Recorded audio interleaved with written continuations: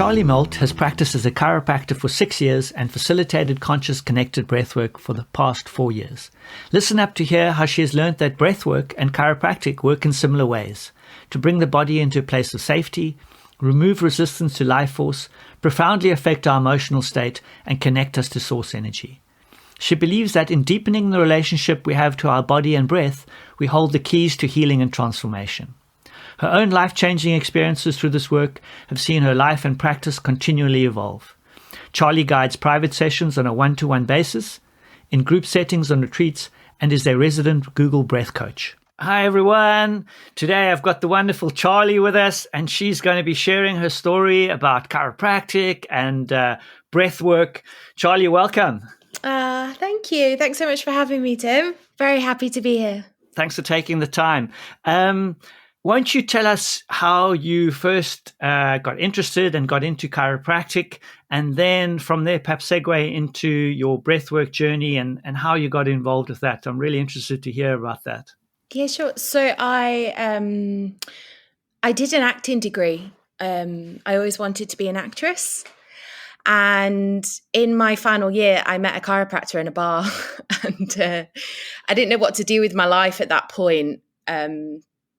And it sounded quite appealing to me to spend another 4 or 5 years at uni doing something which looked cool. But that was literally all I knew because I was in Bournemouth at the time. So then I started studying chiropractic and I found it really hard going back to university. You know, after doing acting, like it's very creative. Mm.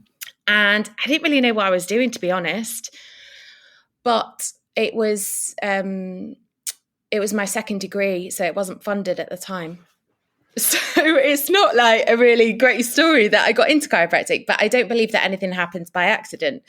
And it wasn't until my third year and I started going to conferences. So I started going to UCA, Women in Chiropractic, and understanding more about what chiropractic was. And it changed my life in terms of my philosophy about health and about how the world works. And I definitely knew that I wanted to be of service, but I went into my first job and I almost knew from day one that I didn't enjoy the day-to-day practice and I didn't understand why. So I worked in a high volume practice for, how long did I do? I did 3 years. And then it was the pandemic. Yeah. And then I did a wellness webinar and Hollister saw me on it, and not the cool Hollister. It was, they do bags for people that need help going to the toilet. Anyway, but they were a big company. And they saw me and they asked me to do a breathwork webinar for them. And I'd done my breathwork training just before lockdown.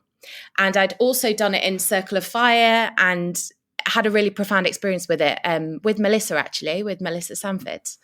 Brilliant. So I'm not explaining this very well. What happened then? So then I kind of realized, I was like, oh, I really enjoy leading these breathwork sessions and I'm getting paid for it.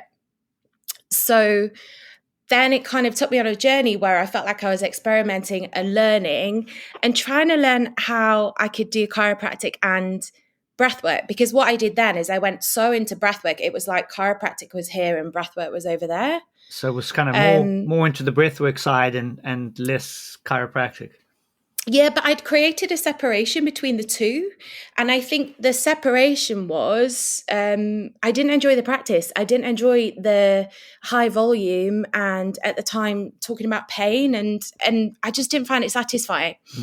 And then it wasn't until, so I did ayahuasca 6 months ago. Oh, wow.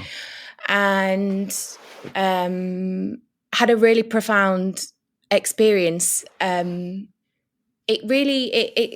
completely changed my life, and it's taken a long time to integrate, but it's completely changed how I practice with my breath work.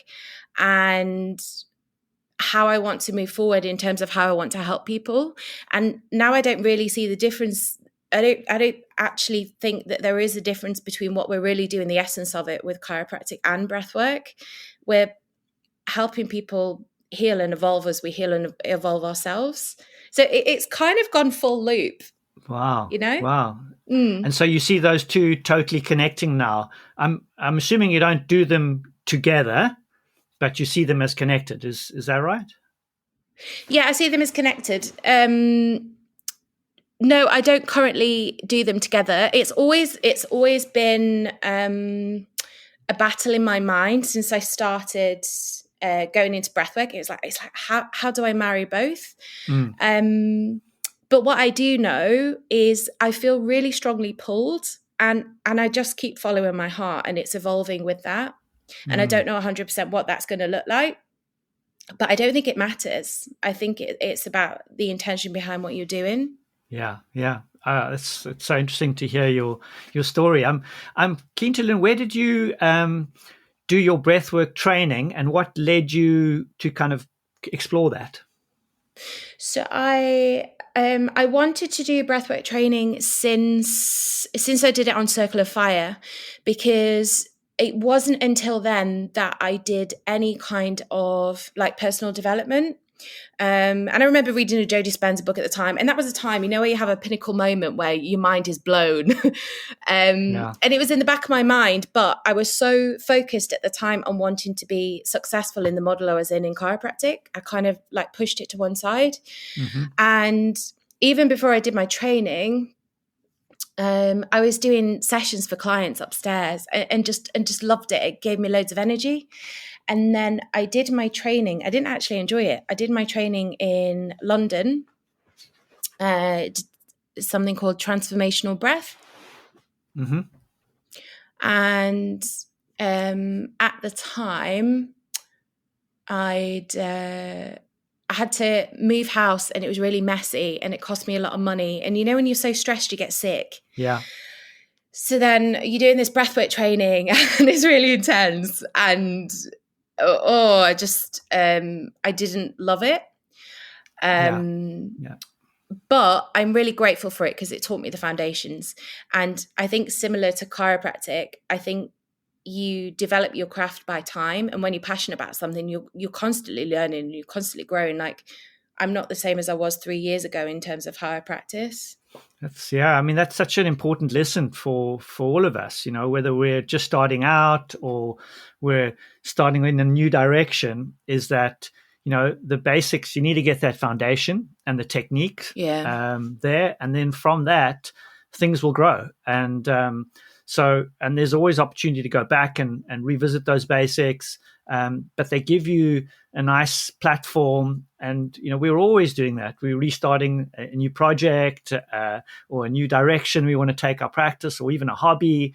And I've got a friend who's starting a new sport, and he's having to start at the beginning. And having been super accomplished in other areas, he's really feels like he can't even challenge himself aerobically yet because he's still working on the technique, and it's frustrating for him.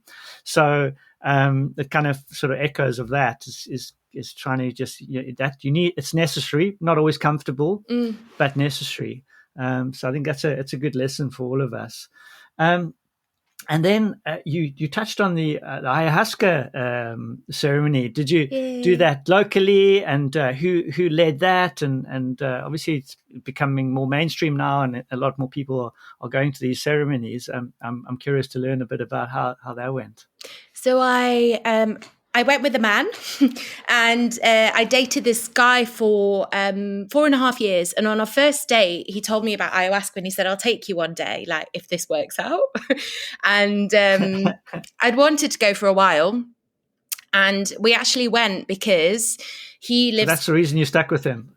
Well, he lives in Australia, so it's been a really long thing, and it was actually him. He paid for the trip, and he said, and it was something I wanted to do, but he paid for the trip, and he said, "Look, I think this is going to be the thing where we'll figure out what we're going to do in terms of our relationship."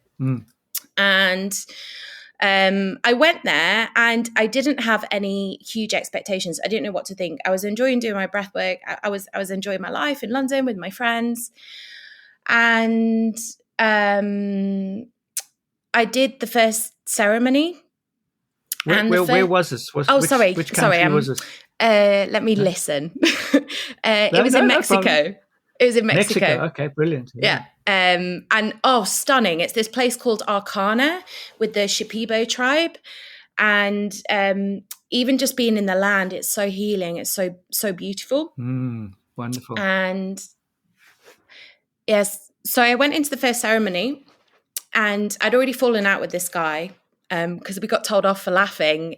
We did what's it called? Peyote. We did peyote on the first night. And we were giggling and we got told off and then he fell out with me. So anyway, I went into the ceremony, not in an amazing place. And so this is the leader who you fell out with because you were... No, I didn't fall out with the leader. No, I fell out with the guy. with your boyfriend. Okay. Oh, geez. So we went in like opposite ends of the room and I was really nervous. He'd done it before. I'd never done it before. And the first 4 hours after I took the medicine, I felt nothing and I just cried. And then I went back up because they said, do you want to take a second dose? And then I took this second dose and it's really hard to explain. I felt like I was being born again. And wow. I could just feel this energy moving through my body. I could see energy in the whole room, like coming from the shamans. And they kept not shouting at me. They kept telling me off for shouting because I was exclaiming. I kept going, wow, oh my God, for like an hour and quite childlike. And it was like I was feeling my skin and my face for the first time and just understanding what everything's about, but in a way that's really hard to put into words. And I was just in awe and crying for the whole time. And that actually sounds quite nice. I mean, the story I've heard about ayahuasca is basically just people, before they have the experience, just basically puking their guts for what sounds like extended periods, and not a bit. I've always thought that doesn't sound like fun at all, but your story makes me a bit more intrigued. Yeah. Oh my! The hardest thing after that experience has been integrating it. So something I've learned is that sometimes when you see so much, your ego can get trapped in that level.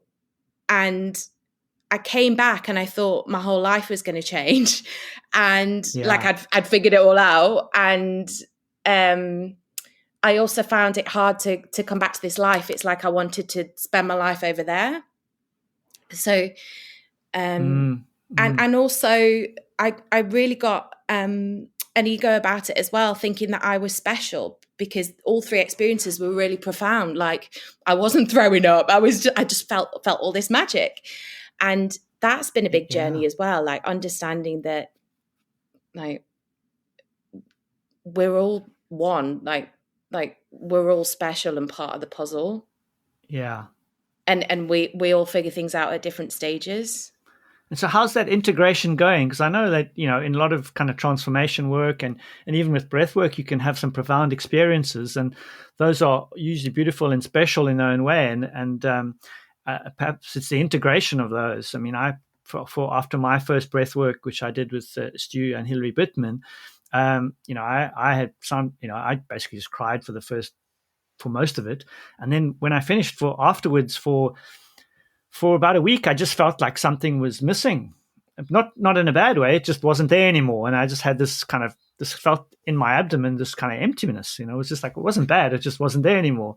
And so I think it took me a while to whatever I had got rid of, whatever grief I had got rid of, it had taken up space in me somewhere. And then my body had to kind of integrate that and fill up that space. And I wondered, how does the integration just happen on its own, or are there things that we can do to help people integrate? Good question. So yeah, it's been a big learning journey for me. Like I said, it's completely changed how I practice because I mean, you'll have experienced this yourself, Tim. You can access the same places that you do with ayahuasca through the breath, through yourself. Like it's I all was in us wondering and it's that. all there. But what I did when I got back was being a bit candid here, but I started taking mushrooms all the time because I wanted to like feel that connection. And, you know, rather than sticking to my practices that I was used to, like breathwork and meditation, it's like I constantly wanted to feel how I felt then. So, and I don't think it's something that's spoken about enough, the integration with breathwork too, the integration and the grounding that's needed. As soon as I came back, I begged the facilitators to let me go and work there because I thought I was called to work there, and they said no, like you need to go do some work. And Really? lots of singing. I love singing. Lots of singing, and what's also changed since ayahuasca is my relationships are much richer. So I'm with people, and people expect a much higher standard of me. So lots of singing and grounding and movement and time, and I think allowing yourself to learn the lessons and not kind of putting it to one side as that was an experience over there. And I see her, I feel like I have a relationship with her now. Like, so you have a relationship with the person you were then? No, with ayahuasca. I see snakes everywhere. With ayahuasca? Little signs, yeah. Oh, that's wow. And she's channeled through sometimes. Yeah. So I don't think that ever stops. Okay, so it's okay. So ayahuasca for you, it really is has a personification of the medicine. Fascinating. And the singing, that's, come on, obviously you an actor and have those skills, and you learned how to use your voice, I'm sure. So is that just something you used to do or something new to you? And how does that help you ground and integrate? Yeah, for me, certainly when I've gone back to my inner child, singing has always lit me up. But I also think it's a really great way to just to become embodied and be in this earth and be joyful and happy with where you are. It's just been a tool that's really helped me, having that regularity where I can go in a group and sing. Lovely. And so is it have you joined a choir or a singing group, or is it just some friends? There's a couple of things. So I go to a lot of kirtans, so you know where it's call and response, and you'll sing a chant and it builds. No, I don't know that. No? Tell me a little bit about it. Oh, we should. Do you know what? We should do one. Let's do it. I'm quite lucky. Yeah, no, we should do one. I'm quite lucky in terms of there's a few groups that I'm part of. I'd love to bring you along to one. Fantastic. And Amen. people come and everyone brings their instruments and we sing, and sometimes we'll manifest. And this is something really cool that I'm seeing is happening as well. And that's the really beautiful thing about chiropractic. It's that we're in this community. Lol, the power just came back on. We're in this community.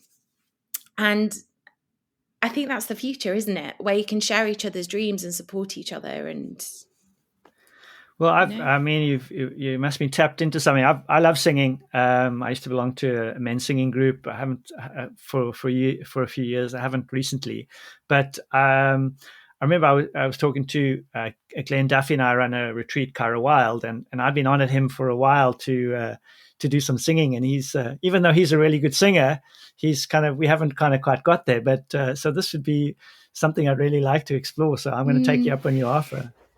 Okay, wicked. Do you play an instrument? No, I don't. Just my vocal instrument. But yeah, it's all by ear, I'm afraid. I can't read music or anything like that. No, that sounds very, very interesting. And so when you say grounding, it's the word that a lot of people use and we throw around when we true. That's true. Before we're going to adjust, we need to ground ourselves. What does that mean and feel for you? Good question.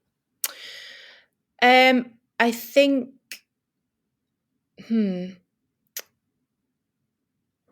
think for me, particularly in the context of how we've been talking, it's very nice to stay in the light and stay in all the light, nice, joyful things. And it's also really easy to get bogged down or be subluxated, have an agitated nervous system. Do you know what? It's very easy to hold all that energy.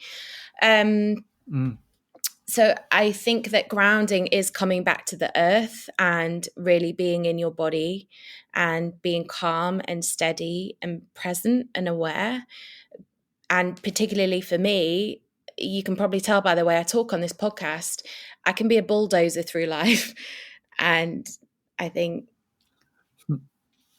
grounding helps steady. So it's a calming for you. It's a calming thing. So it's like, so if you see yourself as perhaps too energized or too kind of up there, it helps just calm you down. I mean, there's always, I think there's that kind of those elevated things. So let's say connecting to higher energy, Father Sky, and then Mother Earth, and we're the bridge between those two. So that sort of grounded, calm energy, and that more excitable, higher energy, and maybe grounding is just not getting too flighty and not getting too bogged down, but somewhere in between. Yeah. I don't know. That's just an idea I had. No, I like. Anyway. Yeah, carry on. No, follow your thought.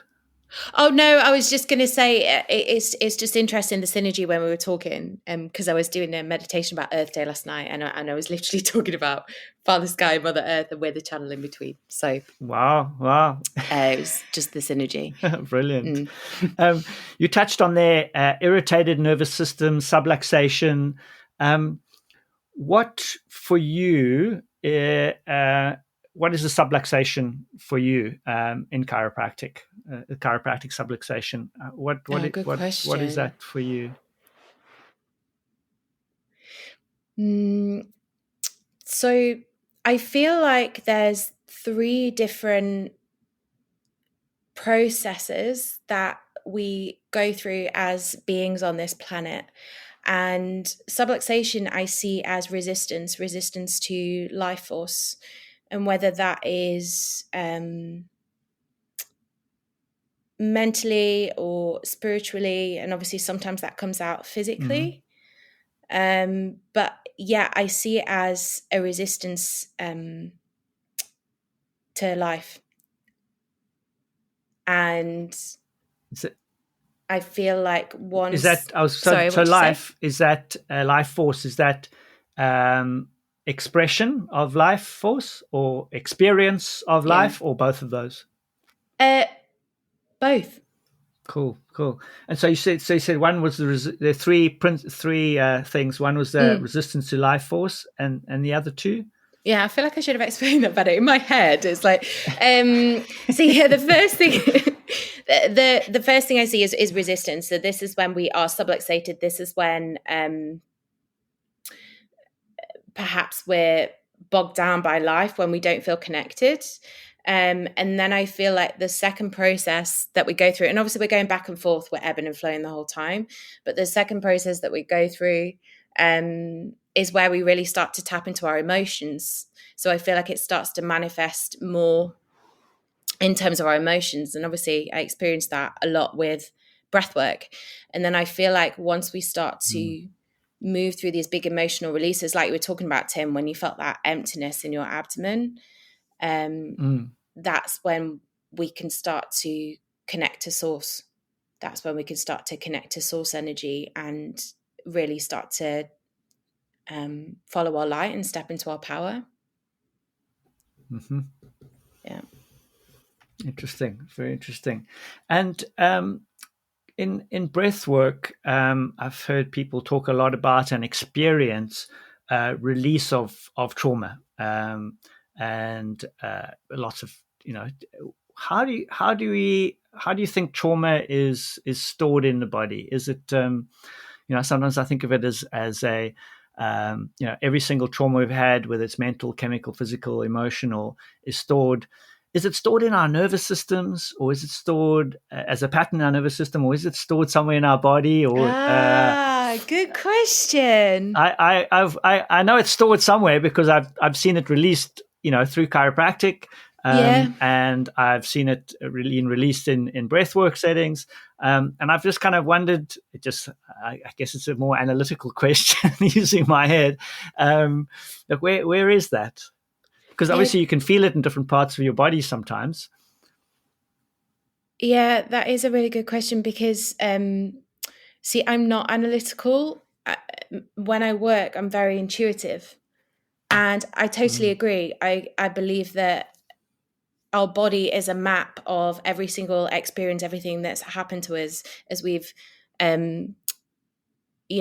connected ourselves to this meat suit. When I'm working with the breath, I'm working with certain parts of the body, and I can see where someone's holding, and we'll work on that. And you can see the energy moving up and moving out. Is that moving through the nervous system, or is that leaving the tissues? I think it's both. I think it's one and the same, because everything is so intricately connected. And I think there's so much power. There's so much power in our body to heal. We can heal from anything in a day from an intention. So, yeah, I think that's very good. I think the that we try to separate things out, and I'm very guilty of that, of mind, body, and where does the nervous system end and the body start? It's like, well, it's not. It's all the nervous system, right? it's all the body. It's just, as you say, that's our earth suit. So that's really interesting. Trying to kind of piece through those. When you, I've only ever done group breathworks. I lie. I have done one on my own with someone, but they were remote. What's it like for you? The difference doing sort of one-on-one work with someone, and then and compared to a group setting, are there different durations? Are there different kind of things that you're looking to happen in between those two? So group one-to-one sessions are my favorite. It's actually what I spend the most time doing, because one, obviously you build a really deep connection with people, and this is me with my special word again, but I feel like, and everyone is special, but I feel like really special people get drawn to me. So I find it really beautiful spending time with someone, and getting to know their story. And for me, maybe it's because I'm a woman, because I'm very feminine, how I do it. I think it takes a lot of time to really take someone through a journey. So I'll often spend 2 hours with someone, and some people can lie down for 10 minutes and they're chatting with angels. And then some people, they really need your grace and your time and your presence. And I think that's how you can really create a change. And I can never quite predict how long it's going to take for that person to need. So that's why I like doing one-on-one. And I'll do Where's the group? You kind of got to go with and it can get influenced. I mean, sorry, no. no, I agree. Well, we got a slight delay on the line, so we're cross talking a bit. So that's the sort of one-on-one you say can take up to 2 hours, and then your group. How long would a group breathwork take for you on average, or is that just depends on what's called to do? Yeah, it depends if I've got a time constraint or what I'm doing. I might be doing a breathwork session for as part of a mushroom ceremony, and I might be doing a corporate. So it depends. It depends on the audience. Required. Yeah. And what do you I know you prefer the one-on-one, But in a group setting, I often hear people talk about the group energy. Is there? I've been in group breathworks where you can sort of feel that move around the room or across the room or things like that. How do you think that plays in people's experience in the breathwork? Oh, good. I mean, I've been fortunate enough to do a session with you, and you're right. There's something about being together. It magnifies the experience, and it can feel sometimes as well like you're really in each other's journey. And I think it's a completely different experience. What was your question? It was just about the energy and the like you touched on. I think the magnifying effect and the kind of the group dynamic. Yeah, and as you said that, I'm like, oh, one-on-one's my favorite, but actually, some of my favorite life moments have been in those group sessions, because it's so human when you're in it together, and you might go through a period of time when you're all giggling or crying or yeah. I think I can only speak for the group sessions, but it's I sometimes think, especially for people who are new to it, if they hear someone expressing or banging or whatever they are, expressing some kind of emotion or body movement, it almost gives them permission to kind of go, okay, this is it's okay. It's okay. I can grab a pillow and scream into it if I want, or I can do whatever. So I think that kind of helps people, just like singing, right? It's like I'm not a brilliant singer, but I can add my voice. I can just add my little bit. Yeah, that's so true. And so when we're in that group, just adding your little bit helps to add to the whole thing for other people. And having a strong singer next to you really helps, because you don't feel like you can just go, oh, I can just join them. I just have to join. Maybe that singing analogy can work too in the kind of group setting. Yeah, and also with being in a group, it builds community and it creates that ripple effect. Yeah. Wonderful. You mentioned richer relationships, and obviously that's really difficult to quantify or kind of feel. But how does that work in a practical way for you when you say you feel your relationships are deeper after your ayahuasca experience? Do you think that echoes for them too, or is it? Do you have just more time for people, or how does that work in a practical way? Good question again. In a practical way,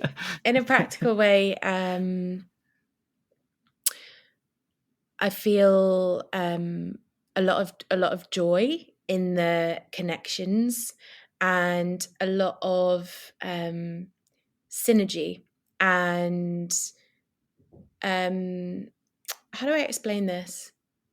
And not all relations, like, don't get me wrong, I went home with my family last weekend, and I was in a terrible mood, and I didn't get any attention, and I went back to 14-year-old child. Like, it's not perfect. But I'm surrounded by really beautiful, good people, and the people in my life that were really good and beautiful already, I appreciate so much more. And if the person I was a year ago, I wouldn't have the relationships I have now. It's an appreciation. Is that appreciation of the others in your life or in your sphere? Yeah, and I also think, and you draw in new connections as well as you evolve, right? Yeah. Wonderful. And I'm curious to know, your boyfriend that took you to Mexico, did that actually work out or not? So he actually, or is that still under debate? He actually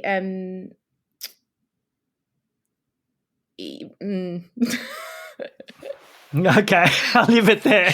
No, so he didn't have a good experience. So yeah.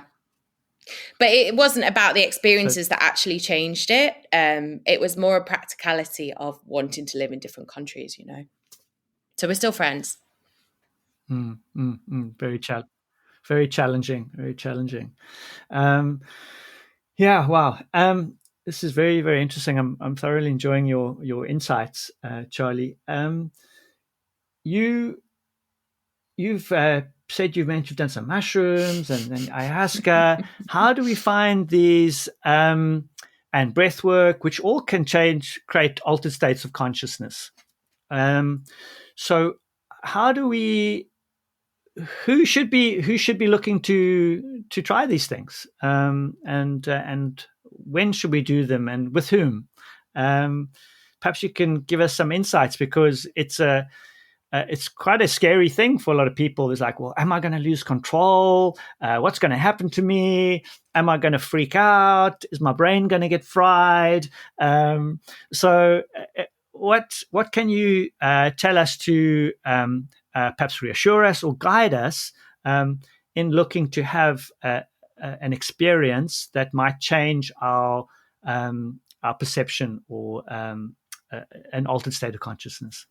So I would say I think breathwork is beautiful for this, because you can experience very similar feelings that you might feel when you take mushrooms or when you take ayahuasca, but you're with your breath and you're with your body, and if you're in a safe space, then you can be guided through the whole process.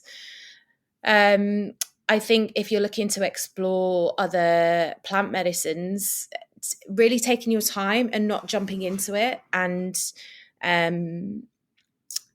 going in again in a space where you feel safe and where you feel really looked after.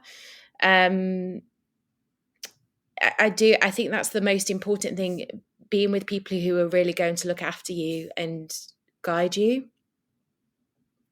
And also having people that are going to help you with the integration after, because it's not just the experience, it's after. And I really do feel like you get called to do some of these practices at the right time, and you know in your body when it's the right time. Yeah.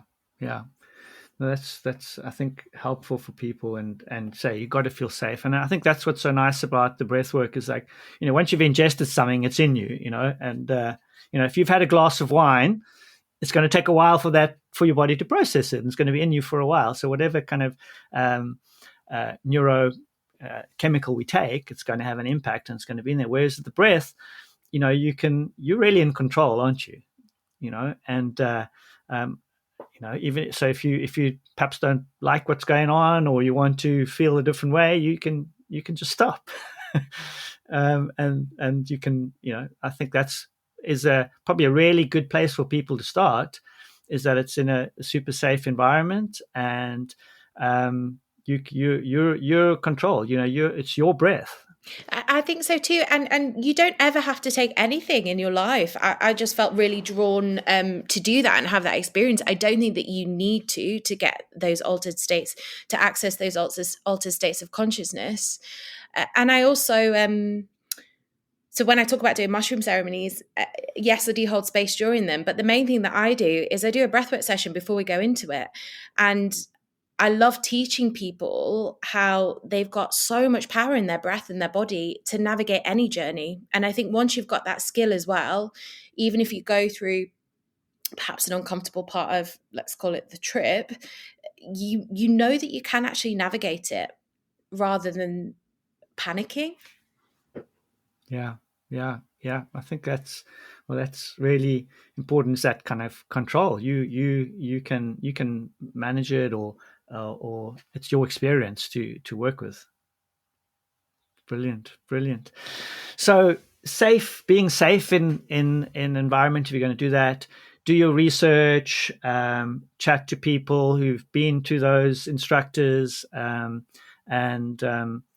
so you got to feel comfortable with those people, and the people around you, if it's a group setting, and setting those intentions. So the people and the setting, I think, are all going to contribute to a good outcome for you. Yeah, and I also think where you're at in your life. Like, if I'm having a really rough patch and I really don't feel good, I'm not going to go into a mushroom ceremony. I'm going to sit with it, and I'm going to journal, and I'm going to talk with some good friends. you know, it's because where you are, wherever you're at, you're going to take that into that journey. Exactly. Yeah. I've heard people talk about that in terms of that mindset, where your mind is. You know, that's where that's your base, right? That's where you're starting from. So that's where your mind's at. So having the right mindset and not having anything that's kind of weighing you down, and not looking for a solution to something. You know, the medicine's not going to be the answer for you, but it might help guide you on that journey. Very, very, very fascinating. And so now, as we start to kind of like wind things up a little bit, Charlie, are there any? I'm going to obviously leave your details in the show notes so people can reach out for you, whether they want to have a one-on-one session or find out where you're doing your group work. But is there something that you could leave with our listeners, a little tip to perhaps start them on the idea of playing with breath to help them in different parts of their lives?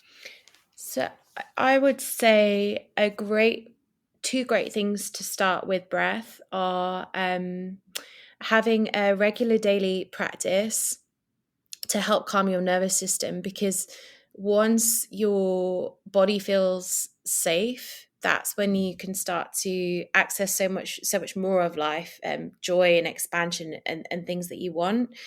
But you've got to feel safe in your body first. You know, same as getting adjusted. The biggest thing with breath is having consistency. So something like 10 minutes heart coherent breathing every day, doing something every day where you feel safe in your breath and your body. And I would say the second thing to do is start exploring the connection with your breath and your body. So perhaps closing down your eyes. I've got loads of playlists on Spotify, and placing your hands on your body and breathing, syncing your breath with your heartbeat. Maybe you do connected breaths, maybe you just breathe. Brilliant. And I think the more that you start to tap into that well, you start to use your breath in every moment and it becomes natural. Brilliant. Fantastic. So if after this, if you could send me some links to those, and then we'll put those in the captions the show notes, then people can access those straight from wherever you're listening, whether it's on the Buzzsprout site or Apple or Spotify, and then we can just you can just hit those links and just start practicing, because that's, you know, as you say, it's the consistency, and 10 minutes a day. I think we can all do that, right? Yeah. Brilliant. Charlie, it's been amazing chatting to you. I'm super excited about doing some singing with you, or whatever. Singing together. It sounds. I'm a bit daunted already, but I feel something we have to do. And just hearing your story and your journey through chiropractic and breath work, and how you kind of pulling those two together now in your life and the journey that you're going through. So I'm sure there's more to come, and we'll keep following your journey. And I know you're on Instagram. We'll put those up there for people who want to connect with Charlie a bit more. Oh, thank you, Tim. Thank you so much for having me. I've loved chatting with you. Fantastic. We haven't had the best internet connection, but it's been fantastic to just kind of see you on the other end of the camera and chat a bit. Oh, I'm sorry. No, it's just one of those things. No, I'm sure we'll be able to connect it all, but it's been fantastic, and thank you for taking the time and just sharing your experiences and wisdom with us. So I'm really appreciate that. If you'd like more information or to book a one-to-one session with Charlie, I've shared her source breathwork details and Instagram handle in the show notes. She is also running a Loving Me, Loving You Women's Day retreat in London, which looks like a wonderful event with a number of aspects, including a cacao ceremony, heart-opening meditation, and conscious connected breathwork, to name just a few. The first one is on the 4th of June, and the next is on the 21st of October. The booking link is in the show notes. Lastly, before you go, a quick reminder for those interested in the Connected and Ascend event with Destiny and myself on the 23rd and 24th of June in Kent. We have just a few places left, and the early bird registration ends on the 1st of June. So best click on that link in the show notes pronto. Until next time, be your natural, amazing self.